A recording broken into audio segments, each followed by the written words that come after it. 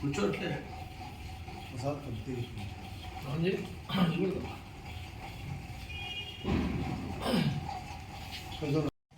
Doctor BR Ambedkar రాజ్యాంగ నిర్మాత పైన రాజ్యసభలో కేంద్ర హోంమంత్రి అనుచిత వ్యాఖ్యలు ఉపసంహరించుకోవాలి, దేశ ప్రజలకు క్షమాపణ చెప్పాలి, కేంద్ర మంత్రి పదవి నుండి తొలగించాలని చెప్పి భారత కమ్యూనిస్ట్ పార్టీ సిపిఐ డిమాండ్ చేస్తున్నారు.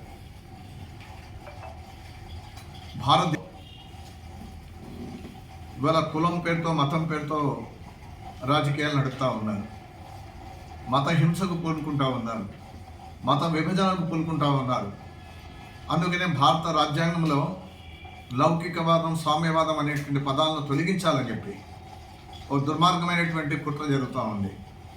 ఎన్నికల మేనిఫెస్టోలో గతంలో భారతీయ జనతా పార్టీ 400 సీట్లు వస్తే కర్ణాటక ఎంపీ అంటాడు అనంతకుమార్ హెగడే, 400 సీట్లు వస్తే రాజ్యాంగాన్ని మారుస్తామంటా ఉన్నారు. 240 సీట్లకే పరిమితమైనారు. ఆంధ్రప్రదేశ్లో చంద్రబాబు నాయుడు, బీహార్లో నితీష్ కుమార్ సహకారంతో ఇవాళ బీజేపీ ప్రభుత్వం అధికారంలో ఉంటా ఉంది. వారు మద్దతు ఉపసంహరించుకుంటే 1 గంట కూడా వీళ్ళు పరిపాలన చేయలేదు. కానీ ఇవాళ నరేంద్ర మోడీ ఆర్ఎస్ఎస్ కనుసన్నుల్లో పనిచేస్తూ ఉన్నారు. ఆర్ఎస్ఎస్ అంటే రాష్ట్రీయ స్వయం సేవక్ సంఘ్ కనుసన్నుల్లో ఉంటుంది ప్రభుత్వం. ఇది అదాని అవినీతి అక్రమాలకు సంబంధించి ఉత్తరప్రదేశ్లో సంబాల్లో జామా మసీదు కింద దేవుడు నాడనేటువంటి అంశం పైన మత హింస జరిగి 5 మంది చనిపోయారు. మణిపూర్లో రావణ కష్టంగా మండుతూ ఉంది, 250 మంది ప్రాణాలు కోల్పోయారు. డబుల్ ఇంజన్ సర్కార్ అన్నారు భారతీయ జనతా పార్టీ. మరి ఒక్కమారు కూడా నరేంద్ర మోడీ అడుగు పెట్టలేదు. ఈ అంశాలపైన జేపీసీ వేయాలి, జాయింట్ పార్లమెంటరీ కమిటీ వేయాలంటే ఆ కమిటీ వేయకుండా ఇవాళ అమిత్ షా అంబేద్కర్ని ఆ రకమైనటువంటి పద్ధతుల్లో వ్యూహాత్మకంగానే అంబేద్కర్ పైన ఈ దాడి చేసినారు. అంబేద్కర్ పైన దాడి అంటే రాజ్యాంగం పైన దాడి. అందుకని వీళ్ళకి నైతిక హక్కు లేదు, తక్షణమే మంత్రి పదవి నుండి తొలగించాలని చెప్పి కమ్యూనిస్ట్ పార్టీ వాళ్ళ దేశవ్యాప్తంగా నిరసన కార్యక్రమాలు చేపడతా ఉన్నారు. అదేవిధంగా భారత కమ్యూనిస్ట్ పార్టీ 1925 డిసెంబర్ 26వ తారీఖున ఉత్తరప్రదేశ్ కాన్పూర్లో ఇవాళ జన్మించింది. 99 సంవత్సరాలు పూర్తి చేసుకుని 100వ సంవత్సరంలో అడుగుపెట్టినటువంటి పార్టీ, ఏకైక పార్టీ.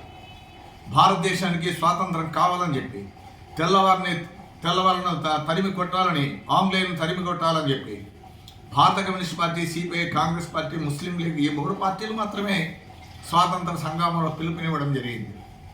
కానీ ఇవాళ బ్రిటిష్ వాడు పారిపోయాడు, మన దేశానికి స్వాతంత్రం వచ్చింది. ఎంతోమంది త్యాగాలు చేసినారు, హిందువులు, ముస్లింలు, సిక్కులు, ఇసాయిలు అందరూ కూడా.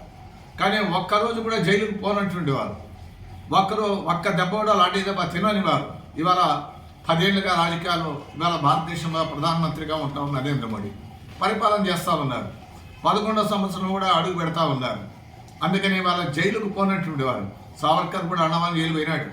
కానీ బ్రిటిష్ వారికి లేఖలు రాసుకొని లొంగిపోయాడు ఆయన. అదేవిధంగా ఇవాళ భారతీయ జనతా పార్టీ వాళ్ళ ఆర్ఎస్ఎస్ వారు ఏమంటారు, మేము ఈ రాజ్యాంగాన్ని మేము ఆమోదించాము, రాజ్యాంగంలోనే సమైక్య స్ఫూర్తికి మేము వ్యతిరేకం అంటా ఉన్నారు. 1949లో ఆర్ఎస్ఎస్ అదే రకంగా చెప్పారు. రాజ్యాంగాన్ని రచించిన తర్వాత కూడా 1954లో బొంబాయి హిందూ మహాసభలో ఆర్ఎస్ఎస్ వారు అంటా ఉన్నారు, మేము ఈ రాజ్యాంగంలో ఉన్నటువంటి సమైక్య స్ఫూర్తికి వ్యతిరేకం అని చెప్పి అంటా ఉన్నారు. వాళ్ళు హెగడే వారు, గోల్వాల్కర్ వాళ్ళందరూ కూడా ఇదే చెప్తా ఉన్నారు.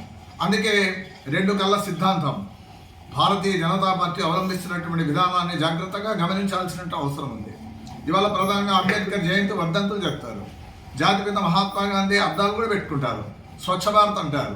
ఇవాళ జాతిపిత మహాత్మా గాంధీని హత్య చేసినటువంటి గాడ్సే, నాథురామ్ గాడ్సే గుళ్ళు కట్టేటువంటి వారు. అందుకనే భారతీయ జనతా పార్టీ ఇవాళ కులం పేరుతో, మతం పేరుతో, ఈ రకమైనటువంటి ఉన్మాదం పేరుతో ఇవాళ అంతా కూడా రాజకీయాలు చేస్తూ ఉన్నారు. అందుకే భారతీయ కమ్యూనిస్ట్ పార్టీ మార్క్సిజం లెనినిజం సిద్ధాంతం ఉన్నటువంటి పార్టీ, వాళ్ళ భావజాలాన్ని వ్యతిరేకిస్తూ ఉన్నాం. రానున్న కాలంలో అందరం కూడా ఐక్యంగా భారతదేశంలో కమ్యూనిస్టులు, కాంగ్రెస్ పార్టీ, సెక్యులర్ వాదులు, ప్రజాస్వామిక వాదులు అందరూ కూడా ఇవాళ పెద్ద ఎత్తున ఆందోళన కార్యక్రమాలకు పూనుకోవాలని చెప్పి కమ్యూనిస్ట్ పార్టీగా పిలుపునిస్తూ ఉన్నాం. అదేవిధంగా ఈ రాష్ట్రంలో రామకృష్ణ గారు రాష్ట్ర పార్టీ సెక్రటరీగా ఇవాళ గత ప్రభుత్వం ఫెయిల్ అయిపోయింది. జగన్మోహన్ రెడ్డి 32 లక్షల మందికి ఇళ్ల స్థలాలు ఇస్తామని చెప్పి పట్టాలు ఇచ్చినటువంటి పెద్ద మనిషి. వాగులు, వంకలు, నివాసానికి యోగ్యం కానటువంటి ప్రాంతాల్లో ఇళ్ల స్థలాలు ఇవ్వడం జరిగింది. అందుకనే ఫెయిల్ అయిపోయారు. ఎక్కడ కూడా పాక్షికంగా నిర్మాణం చేసినారు, పల్లెల్లో పట్టణాల్లో కూసేయలేదు. అందుకని వాళ్ళ చంద్రబాబు నాయుడు ఎన్నికల మేనిఫెస్టోలో పల్లెల్లో 3 సెంట్లు, గ్రామీణ ప్రాంతాల్లో అదేవిధంగా పట్టణాల్లో నగరాల్లో 2 సెంట్ల స్థలం ఇస్తామని చెప్పారు. అది ఇవ్వమంటా ఉన్నాం. అందుకే అర్జీలు పెట్టిస్తా ఉన్నాం. గ్రామ సచివాలయ దగ్గర ధర్నా కార్యక్రమాలు, ఎంబవర ధర్నా కార్యక్రమాలు కూడా అయిపోయినాయి. జనవరి 2 నుంచి 9 వరకు కూడా పల్లెల్లో అర్జీలు పెట్టించేటువంటి కార్యక్రమం చేపట్టి చలో కలెక్టరేట్ కార్యక్రమానికి, అదేవిధంగా ఎంఆర్ఓ ధర్నా కార్యక్రమానికి పిలిపిస్తా ఉన్నాం. రెండవది, ఇవాళ కరెంట్ ఛార్జీలు చంద్రబాబు నాయుడు ఎన్నికల మేనిఫెస్టోలో మేము అధికారంలో వస్తే కరెంట్ ఛార్జీలు పెంచనని చెప్పాడు. ఇవాళ పెంచాడు కదా. ఇవాళ ధరలు తగ్గిస్తామన్నాడు. కరెంట్ ఛార్జీలు తగ్గించకపోగా ఇవాళ కరెంట్ ఛార్జీలు ట్రూ ఆఫ్ ఛార్జీల మీదుగా 6,072 కోట్ల రూపాయలు పెంచాడు. 9,412 కోట్ల రూపాయల సర్దుబాటు ఛార్జీల మీదుగా పెంచడం జరిగింది. వీటిని ఉపసంహరించుకోవాలి. ఆ రకంగా ఉపసంహరించుకోకపోతే రానున్న కాలంలో ఇవాళ మొత్తం అంతా కూడా ఎవరైతే ఇవాళ కరెంట్ ఛార్జీలు కడతారో వాళ్ళందరినీ కూడా కలుపుకొని పెద్ద ఎత్తున ఆందోళన కార్యక్రమానికి శ్రీకారం చుడతా ఉన్నాం. చంద్రబాబు నాయుడు ప్రభుత్వం ఇచ్చినటువంటి సూపర్ 6 పథకాలను కూడా వెంటనే అమలుపరచాలని కమ్యూనిస్ట్ పార్టీగా డిమాండ్ చేస్తాం.